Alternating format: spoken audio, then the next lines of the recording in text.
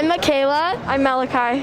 Nice to meet you both. We're from the Santa Barbara Middle School Teen Press, and today we're here with Nick Ritchie. And RICHEY. Oh, what is it like producing and acting in a film?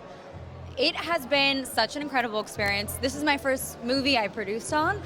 I have acted in other things as well, but it was such a wild experience, but I loved it so much. I can't wait to be doing more. Yeah, and also wearing two hats was probably a little stressful. Sometimes. Very stressful. I'm a very in-my-head actress, so I feel like having the producer side of it kind of gave me a chance to step out and not get stressed about the role I'm playing or anything like that. Plus, we work together really well, so I feel like you had my back on that. Yeah, we tried to be careful about making sure when it was an acting day, it was an acting day and not so much a producing day for Allie. Yeah, which is important. I think, it's hard. It's hard to carry both in a single day. Yeah. Can you tell us a little bit about the storyline of the film? Yes, so it's about 3 boys. One of the boys, Dallas over there, his dad gets arrested, and so these 3 boys are kind of on the run for the night as these cops are coming, trying to send him to social services. So it's kind of the trouble he gets into throughout the night as he's trying to escape his future in a way. And while they're doing that, they're calling this phone sex operator the whole time, who's kind of giving them guidance throughout the night. And it's loosely based on Nick's life growing up. Did I miss anything? No, I think that's right.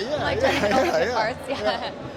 So you've acted in multiple films before. Is there advice you would give to yourself when you first started acting, when you've now acted multiple times? I would say to don't listen to the no's that you get, to give yourself work. I think Nick and I a while ago were like, let's just create our own projects, create, and then you can see where that leads to. It started off as short films for us, and now we're doing independent movies, and I think don't wait for someone to put you in something, make it for yourself, Oh, where do your movie inspirations come from? This one came from, it's a semi-autobiographical movie, so this one was just sort of loosely based on my experiences and my friends' experiences growing up, and I think, in no matter what, this one and the previous film, Lolo, I'm sort of pulling from, a kind of amalgamation of my stories or stories I've heard or that have inspired me, and then meshing it together. And sometimes I start with a sort of kernel of an idea. So in this one, I knew I wanted to start the movie with these boys calling a phone sex operator for the first time and experiencing the comedy of that.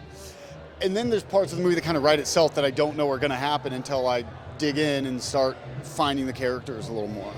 What do you hope people can take away from this film? I hope people look at, it's hard growing up regardless, and when you're in that age range between 13 to 15, 16, there's the practical things of at least for me or my age, you're going through puberty, you're experiencing changes, your interests are changing. There's a lot of confusion. It's difficult. And in this film, you watch these boys experience that difficulty, and yes, it's a little heightened, but hopefully the viewer will have more empathy toward young men and women who are figuring out how to grow up and doing the best that they can to absorb those experiences. Especially when the odds are stacked against you. Yeah. Especially when the odds are stacked against you. Thank you guys so much.